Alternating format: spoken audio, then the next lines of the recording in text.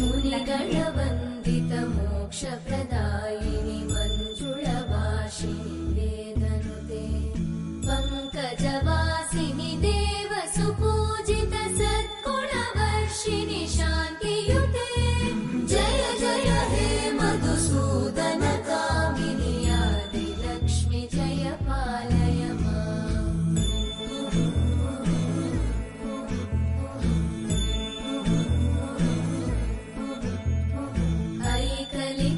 ऐकलिकल्मषनाशिनि कामिनि वैदिकरूपिणि वेदमये क्षीरसमुद्र